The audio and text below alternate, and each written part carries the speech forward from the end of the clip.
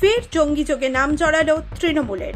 খাগড়াগড় থেকে মালদা গত এক দশকের বেশি সময়ে বারবার উঠেছে একই অভিযোগ। এবার দিল্লি পুলিশের হাতে গ্রেফতার জঙ্গির মায়ের দাবি ছেলে ছিল তৃণমূল সমর্থক। দিল্লি পুলিশের স্পেশাল সেলের হাতে গ্রেফতার উমর ফারুক ছিল তৃণমূলের সমর্থক।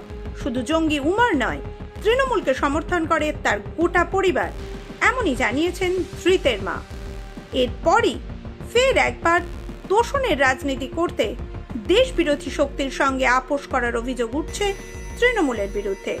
প্রশ্ন উঠছে, রাজ্য তো বটেই, তৃণমূল ক্ষমতায় থাকলে কতটা সুরক্ষিত এই দেশ? গত 22শে ফেব্রুয়ারি এক প্রেস বিবৃতি প্রকাশ করে চাঞ্চল্যকর দাবি করে দিল্লি পুলিশ।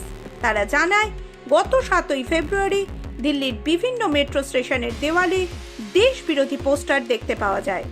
পোস্টারগুলি ছিল উর্দুতে লেখা। তাতে লেখা ছিল, আমরা পাকিস্তানি, পাকিস্তান আমাদের দেশ।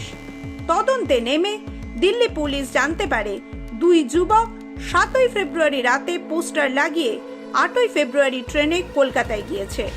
এরপর ফোনের টাওয়ার লোকেশন ট্র্যাক করে 15ই ফেব্রুয়ারি নিউ টাউনের হাতিয়ারার ভাড়া বাড়ি থেকে উমর ফারুক ও রবিউল ইসলাম নামে দুই জঙ্গিকে গ্রেফতার করে দিল্লি পুলিশ।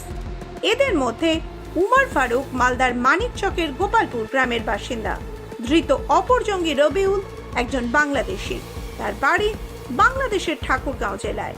ধৃতরা লস্কর হ্যান্ডলার সাব্বির আহমেদ লোনের নির্দেশে কাজ করছিল।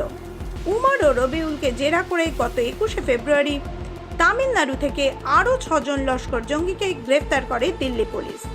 এদের 6 জনই অবৈধ বাংলাদেশি অনুপ্রবেশকারী। দিল্লি পুলিশ আরও জানিয়েছে, উমর ও রবিউল কলকাতার বিভিন্ন মেট্রো স্টেশনেও দেশ বিরোধী পোস্টার লাগিয়েছে। তার ভিডিও তুলে সাব্বির আহমেদ লোনকে পাঠিয়েছে তারা।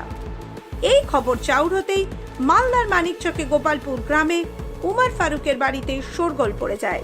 স্ত্রী থেকে মা উমর ফারুক জঙ্গি কার্যকলাপের সঙ্গে যুক্ত বলে মানতে নারাজ। তাদের দাবি, কলকাতায় দর্জির কাজ করত উমর, প্রতি মাসে টাকা পাঠাতো। এরই মধ্যে সংবাদ মাধ্যমের ক্যামেরার সামনে উমর ফারুকের মা স্পষ্ট বলেন, আমরা টিএমসি করি, আমরা টিএমসি পার্টি করি। আপনার ছেলেও তাই করতো? হ্যাঁ, ছেলেও করতো টিএমসি পার্টি, আমরা টিএমসি করি।